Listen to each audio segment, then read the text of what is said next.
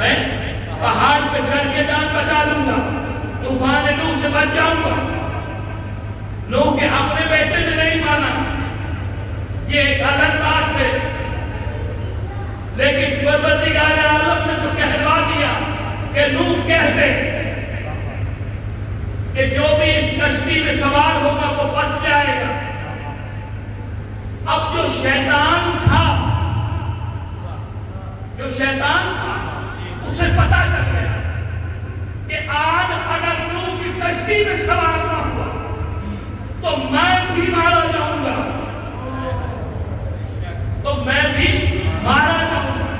شیطان گدھے کی شکل میں نوح کی کشتی میں سوار ہو گیا۔ تو پتا یہ چلا کہ شیطان بہت سو کو دھوکہ دے کے وہاں مروا کے انہیں خود سچے نبی کے پیچھے آ گیا۔ تو یہ یاد رکھنا کہ جو شیطان کے بہکاوے میں آتے ہیں وہ شیطان کے بہکاوے میں آ کے حسینیت کا انکار کر بیٹھتے ہیں، لیکن شیطان جب انہیں بہکا دیتا ہے تو ان پہ تمسخر کرتا ہے، ان پہ ہنستا ہے کہ دیکھا ہم نے ان کو کیسے بہکایا۔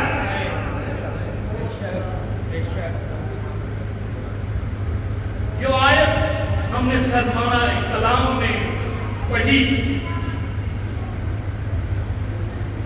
پروردگار عالم نے اپنے نبی سے کہا قُلْ لَا أَسْأَلُكُمْ عَلَيْهِ أَجْرًا إِلَّا الْمَوَدَّةَ فِي الْقُرْبَى۔ کہتے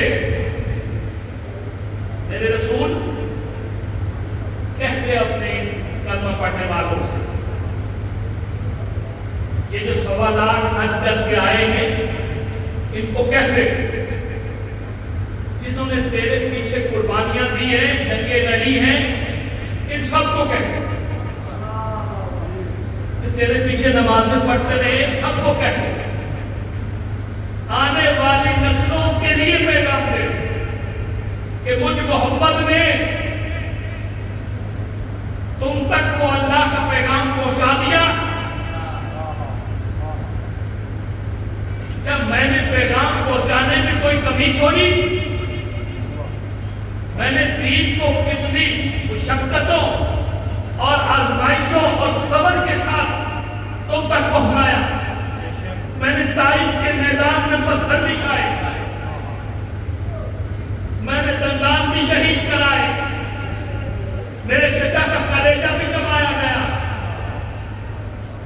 میرے مخلص صحابہ کو وصیتیں بھی دی گئی، میں ہر ایک میدان سے گزرا، میرا معاشی بائیکاٹ بھی ہوا،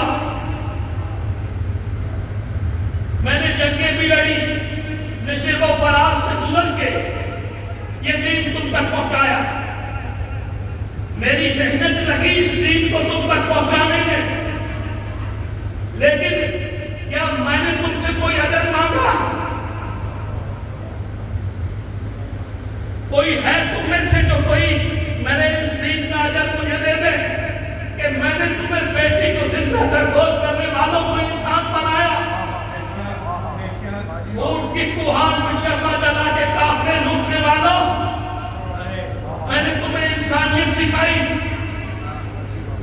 میں نے تمہیں بیٹی کا احترام سکھایا، میں نے پورا دین تمہیں دیا، کیا اس کا کوئی اجر ادا کرنا چاہتے ہو؟ تب میں کوئی اجر نہیں مانگتا سوائے اس کے۔ بات بڑی نوٹ کرنے والی ہے کہ آپ کسی منصب میں موجود ہوں، آپ کے ساتھ کچھ لوگ ہوں، آپ 2 4 5 سال اکٹھے گزارے اور ایک شخص آپ کو ہر لمحہ حفاظت دیتا رہے، رہنمائی دیتا رہے، آپ چھوٹے بچے سے آپ کو بڑا کر کے پالے، آپ کی پرورش دین کے مطابق کرے، آپ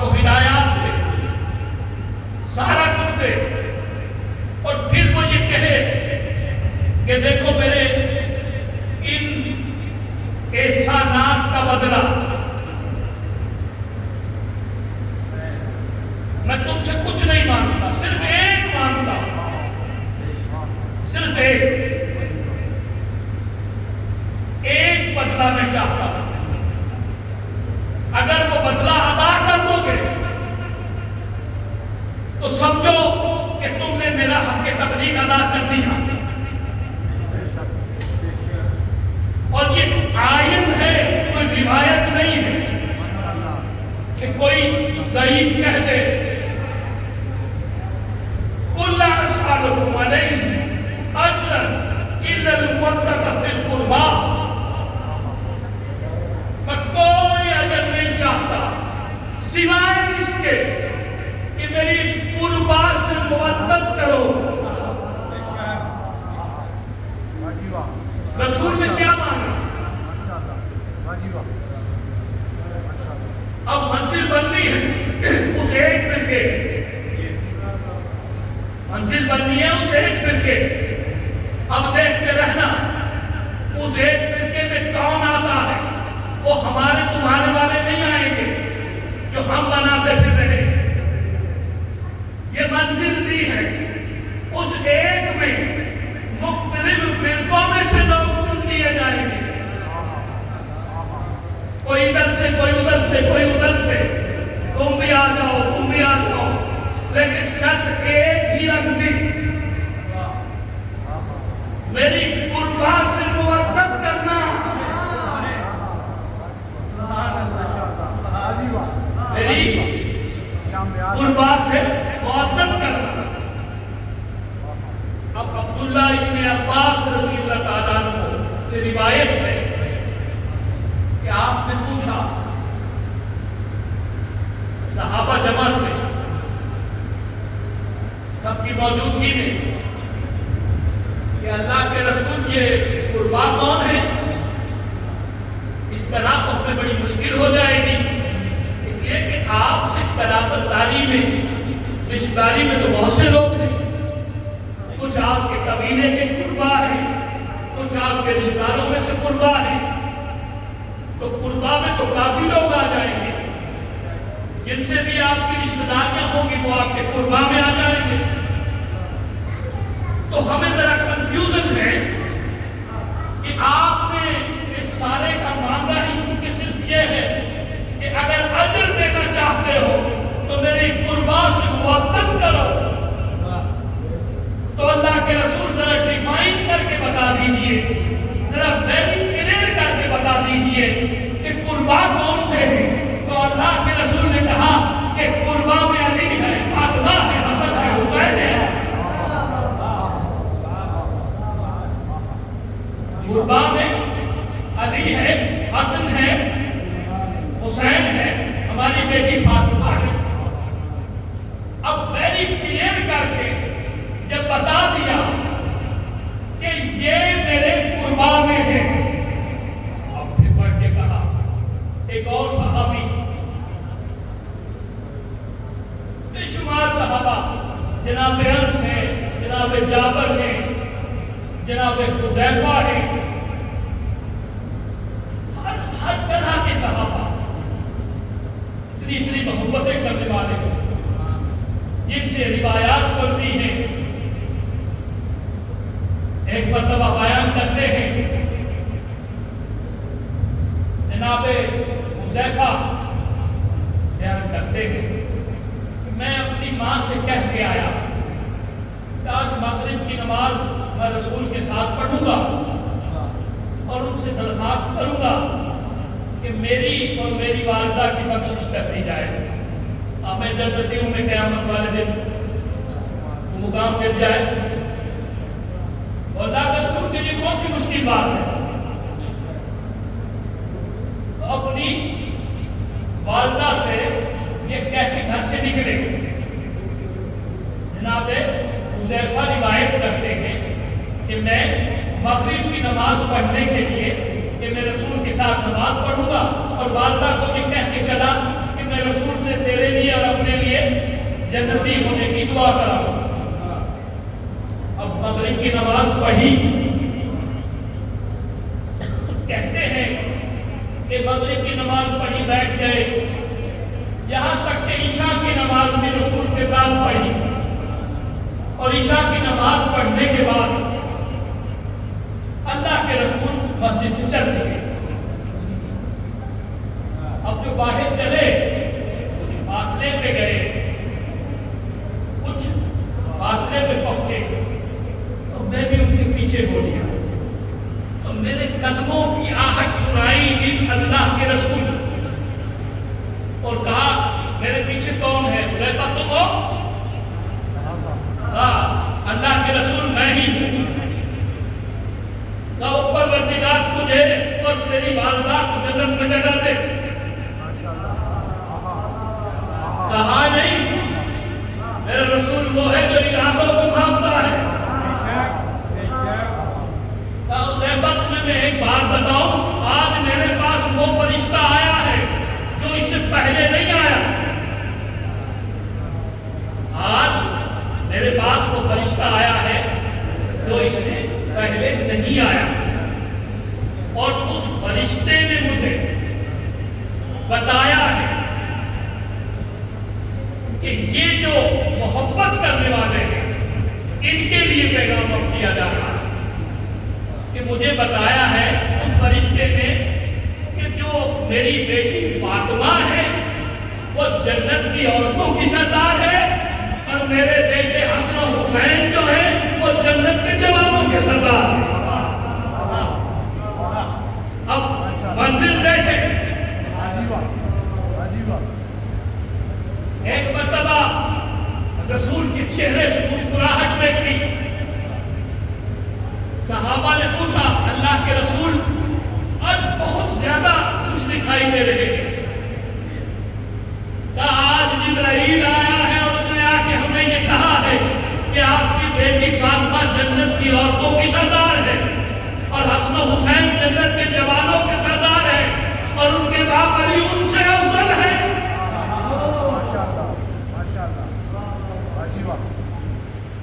اللہ کے رسول کمال ہو گیا، ایسا لگتا ہے کہ وہ خالق اور رسول ملے ہوئے، ایسا لگتا ہے کہ وہ خالق اور رسول ملے ہوئے ہیں، جو دیتے ہیں اپنوں کو دیتے ہیں۔ رسول کے ساتھ تو گہری محبت ہے پروردگار کی۔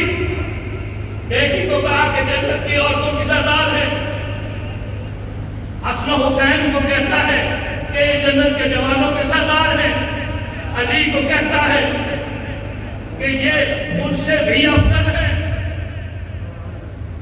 ایک منزل کچھ قریب آگے بڑھی، کہا پروردگارا میں حسن و حسین سے محبت کرتا ہوں، پروردگار تو بھی حسن و حسین سے محبت کرتا۔ کمال ہو گیا، پروردگار عالم سے کس طرح مخاطب ہے میرا رسول کہ پروردگار میں حسن و حسین سے محبت کرتا ہوں، تو بھی حسن و حسین سے محبت کر، اور پروردگار جو حسن و حسین سے محبت نہیں کرتا تو بھی اس سے محبت نہ کر۔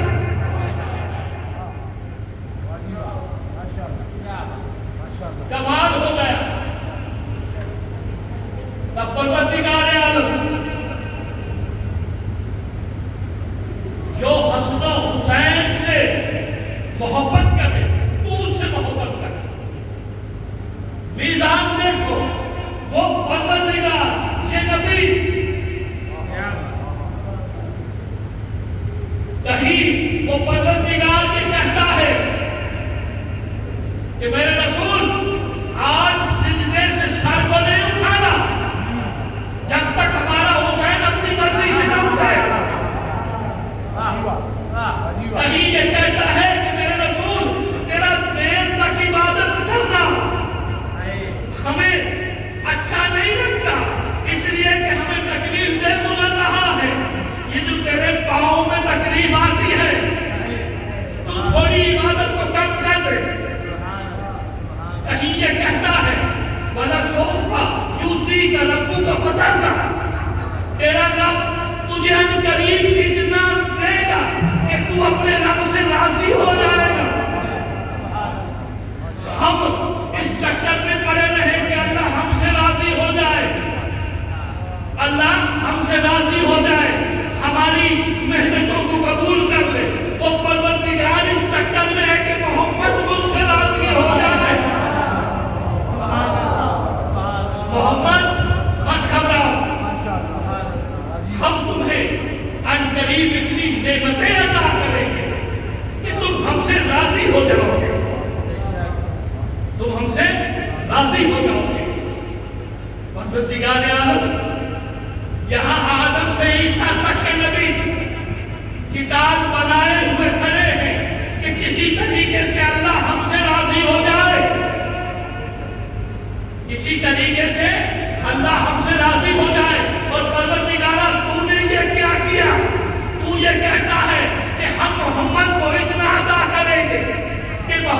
ہم سے راضی ہو جائے گا تو محمد اور آدم سے عیسیٰ تک کے نبیوں میں فرق یہی ہے کہ آدم سے عیسیٰ تک کے نبی وہ ہے جو اللہ کو راضی کرے، محمد وہ ہے جو جس بھی میزان میں تل جائے، عبادت کے تقاضے میں تلے، رسالت کے تقاضے میں تلے، نبوت کے تقاضے میں تلے، حسین کے ترازو میں تلے، علی کے ترازو میں تلے، فاطمہ کے ترازو میں تلے، ہر انداز میں محمد ایسا دکھائی دے کہ اس پروردگار کے وعدے سے بچ جائے۔